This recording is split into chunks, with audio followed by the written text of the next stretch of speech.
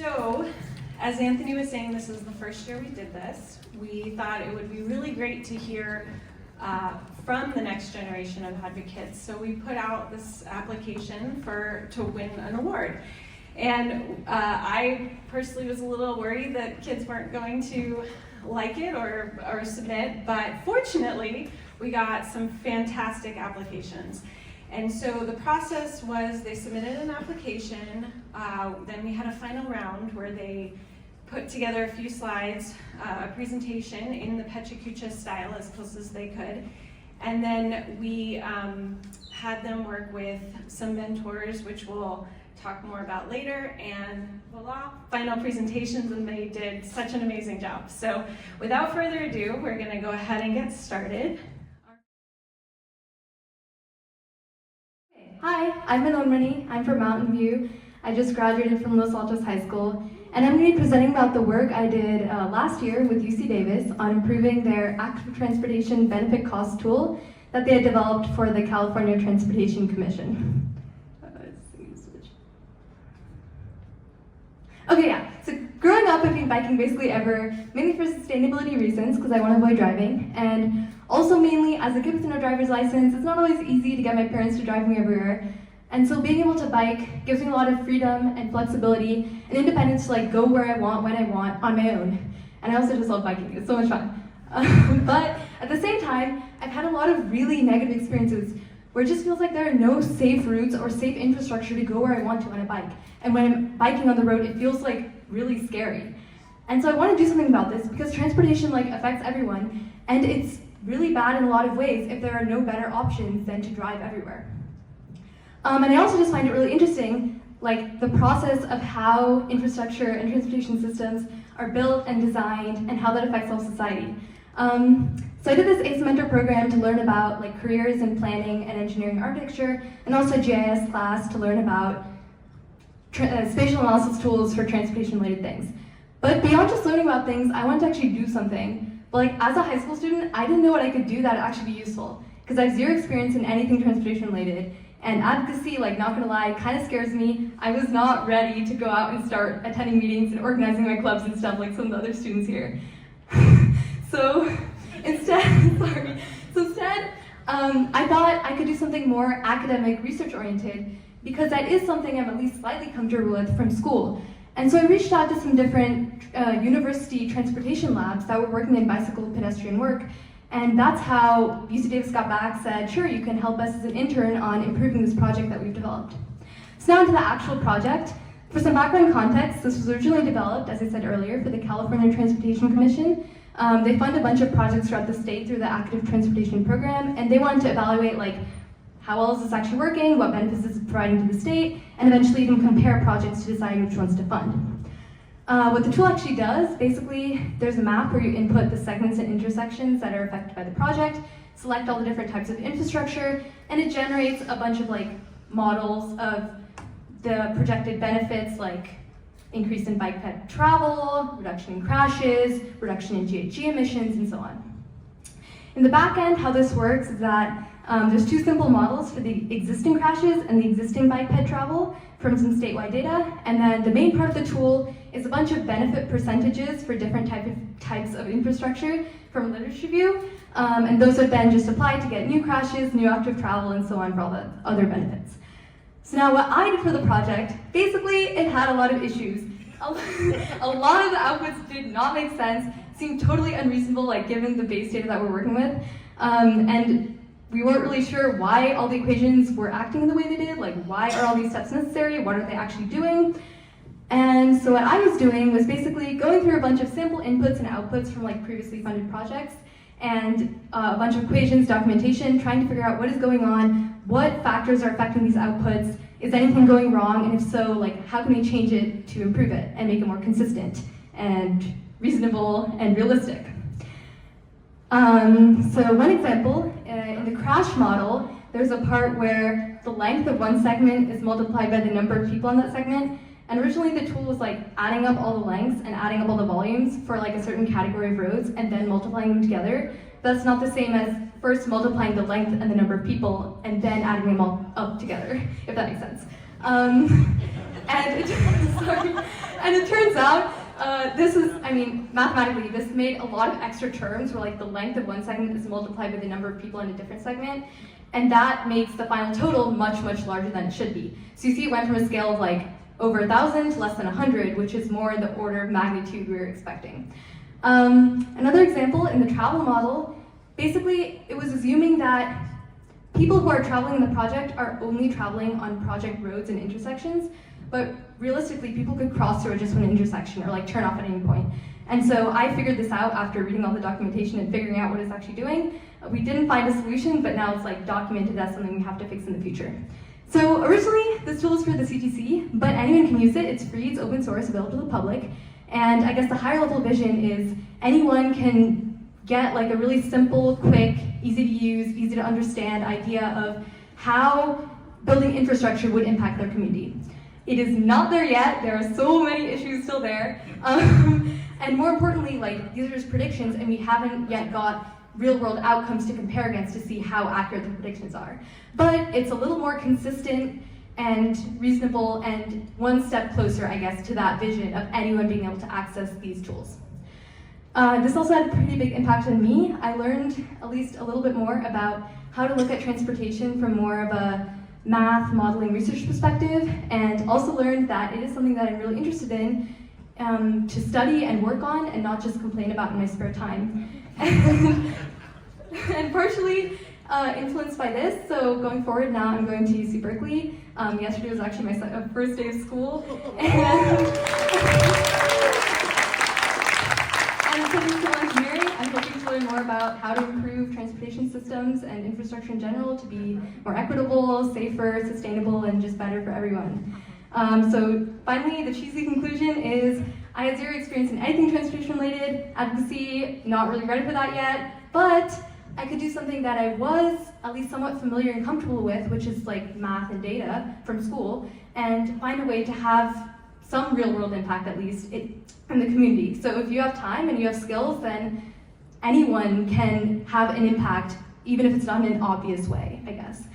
Thanks for listening, that's all I have. Here's my contact info in case you want to send me any comments or questions. I'll also be in the happy hour afterwards. And link to the tool website, although no guarantees about the current outputs. And finally, bonus picture, this is me with my grandmother on a tandem tricycle, which I did not know existed, but is so cool. Thank you.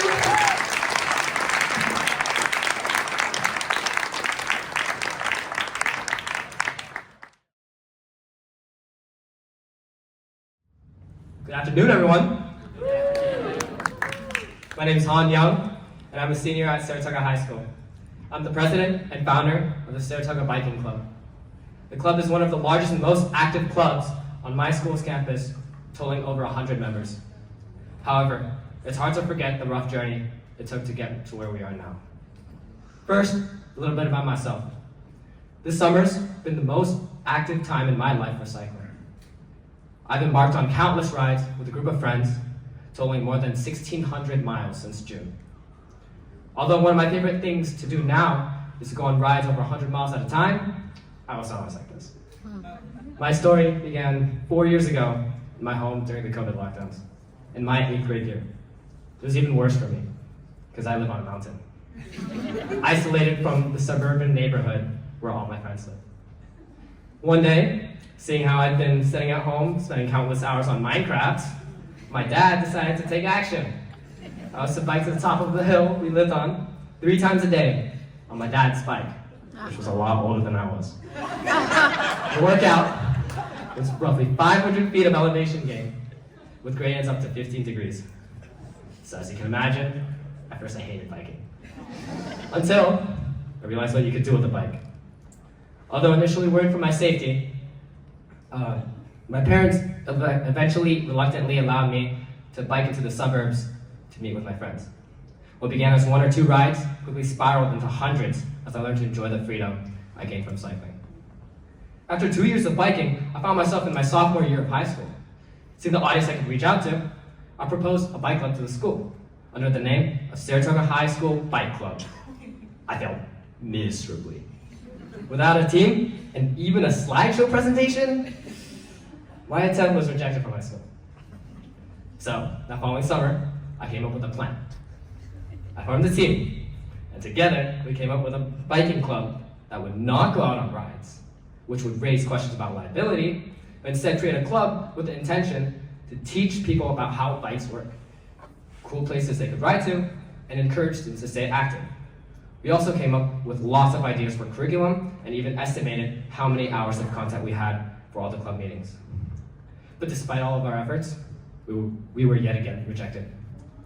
So, we decided to give it one final shot.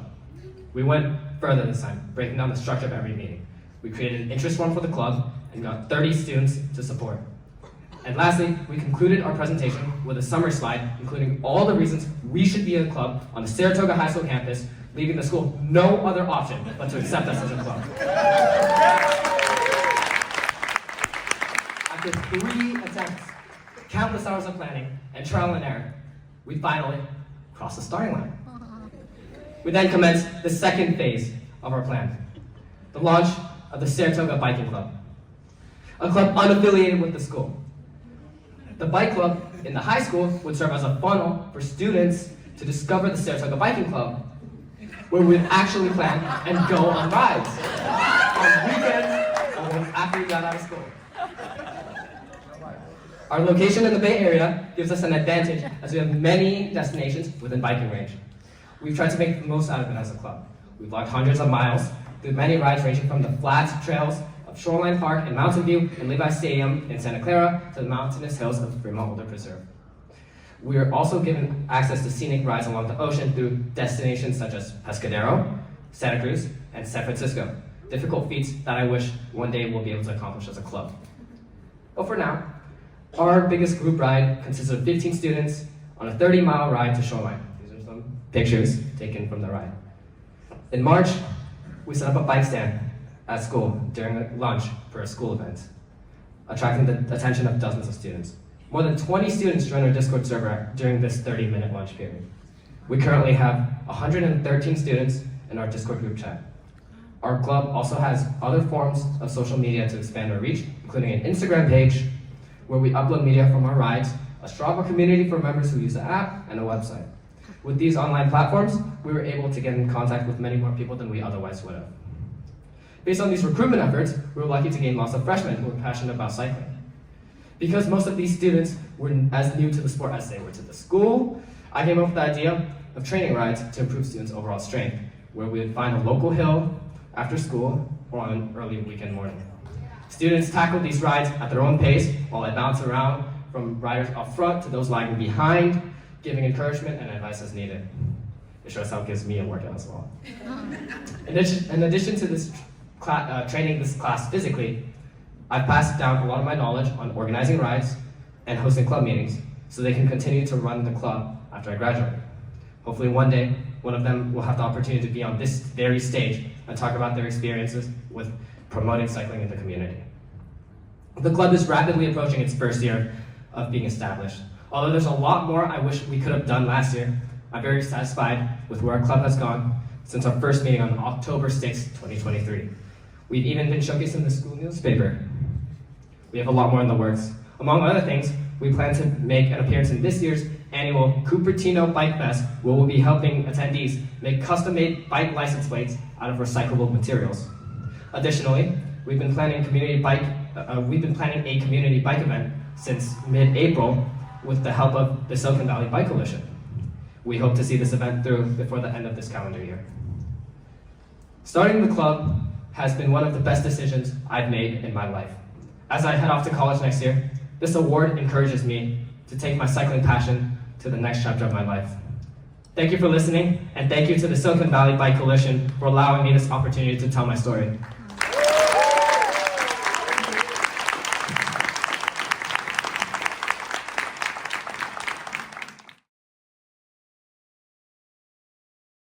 I'm a junior at Brandeis University studying economics and Near Eastern and Judaic studies. I grew up in the Bay Area and attended Los Altos High School. I've been cycling since I was in middle school, and I love exploring everything around me on my bike. I have also been a public transport user my whole life.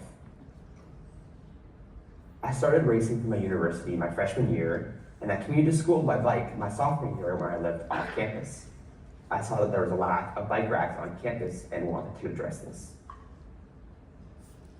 I connected with student council members and learned about Dice Bikes, a bike library program that ran 10 years ago. I was so interested that I decided to shift the focus of my project to rebuilding such a program. I hosted a free bike lights giveaway on campus to gather student support.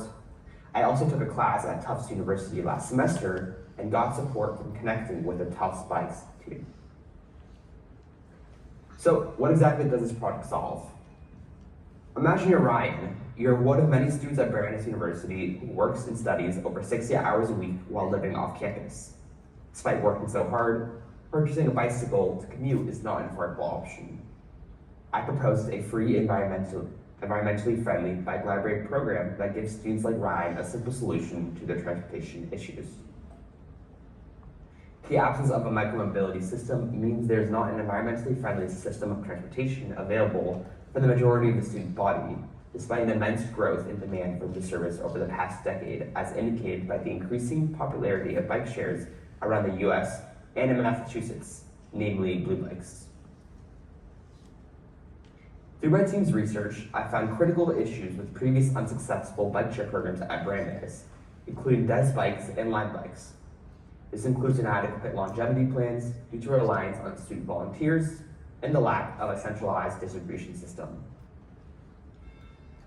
Students will rent out the bikes for free from the library using a library card.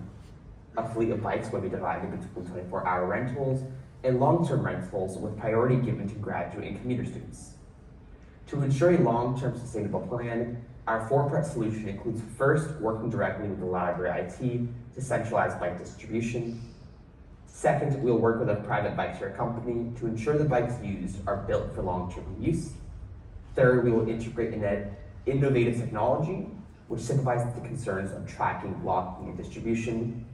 And finally, we will establish long-term contracts with local bike shops to maintain the bikes rather than rely on student volunteers. Through the bikes purchased from a local vendor, we will have access to industrial bikes for long-term use and abuse by thousands of students. The library will routinely assess the bikes, and if there are any issues, we will have access to a professional mobile repair team. One issue of the previous program was the logistics of lending out locks. Therefore, we will adopt a superior locking system of Linka software in a way that can be tracked and managed by the provided software using both a chain lock and a wheel lock that connects to users' phones through an app. Furthermore, using software like Linka will give us a centralized system that is faster, easier, and more efficient at tracking and distributing bikes and locks for both the consumer and the administrator. We have over 30 stakeholders that include a majority of the Brandeis community, including staff from the Student Affairs Office, library, police, and procurements. I sought to support from as much higher administration as possible and reached out to people without necessarily having any prior contact, which proved fruitful. We are currently collaborating with local vendors and companies to minimize costs. This includes pursuing as many local options with free shipping and doing market research on different companies to balance both costs and quality. Whenever I present my idea to a board or different stakeholders, showing that I've done the proper financial research goes the extra mile in getting attention to my project. Often this will be the difference between a project that succeeds and one that does not. Our zero-cost solution has the lowest financial burden on students based off comparable bike share programs citywide. Furthermore, our research has shown that bike share solutions implemented at other universities are typically paid for by the universities. Using data from another school's bike program with similar size, we determined that the value generated for students by the zero-cost model over a period of 4 years nearly quadruples the initial investment. It would take nearly 30 years of the annual maintenance cost to break even. Yet this would serve students for decades. Once we have our infrastructure set up, we plan on not only expanding the team, but also executing other bids building on our current project, working mainly in conjunction with the university public safety, for instance, installing reflective paints on sidewalks for improved visibility across campus. We are exploring opportunities for a revenue model targeting other businesses and consumers to expand this project beyond Brandeis University. Our goal is simple: to enhance the bike share network for the good students. Please connect with me if you have any questions, want to discuss this further, or just want to simply chat about bikes. Thank you.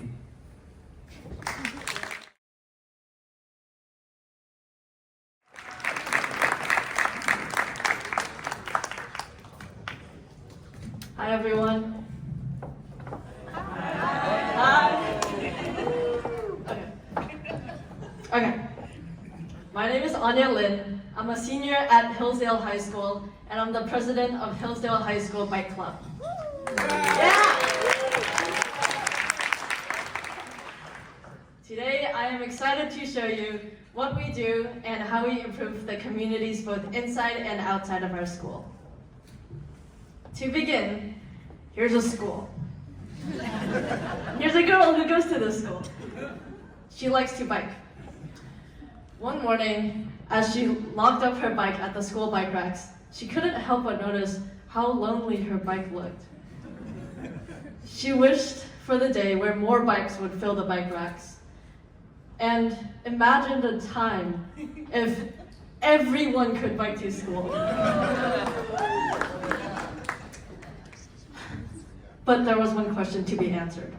Why don't more people ride their bikes to school? This sparked an investigation. So she surveyed the students at Hillsdale High School and asked them the question, why do you or why don't you ride a bike to school? And she got 173 student responses. So why aren't students riding? Well, if you don't have a bike, you can't bike. And such was the case for 40% of the students that she surveyed. So biking was not accessible. The other 60% said that biking was not safe and not enjoyable. So what do? We make Hillsdale Bike Club. We are students with a mission to make biking more accessible, safe, and enjoyable for everyone in our community. We have bike repair workshops, we have a free bike lending program, we host school events, and we help make safer streets through partnership with San Mateo Transportation Department and Alta Planning. So, that's me. Our first part of the club is our bike program. Our motto is, we fix bikes and lend them out to people for free. And thanks to a grant from Safe Routes to School from the San Mateo County Office of Education, we have a shed filled with all the tools that we need and a fleet of bikes from the local donations and Burlingame Police Department.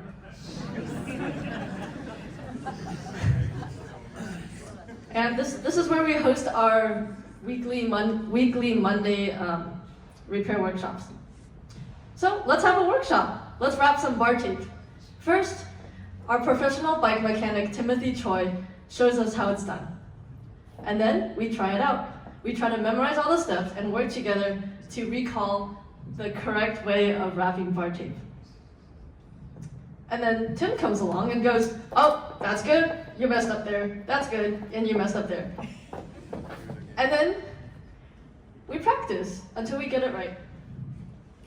After fixing all these bikes, we lend them out to people for free. The Bike Club's core value of inclusivity and equity means that everyone can have a free bike. Part 2, Bike Club School Travel Fellowship. We are partnered with Alta Planning and the San Mateo Transportation Department, which means students at Hillsdale get a chance to be heard. We've gone on a walk audit to identify potential hazards around the school, and during lunchtime, we get together and talk about road safety. What's cool about this is that we actually get to help out with the actual project installation part. And part 3 is our school events. This is my favorite school event that we host. It's called Two-Wheel Tuesday. Teachers can race teachers, students can race students, students can race teachers, and it's super fun. This promotes the green transportation and the fun of biking. Look at how much fun Miss Jacobs is having.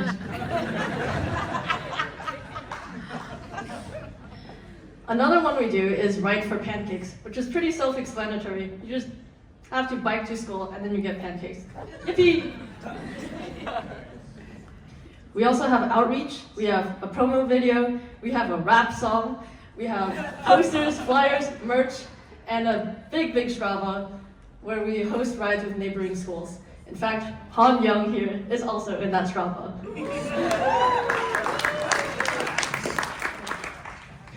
So, our movement is to make our communities greener, safer, and more connected. We'd like to see clubs like ours all across the district, from Mills High School to Cappuccino High School.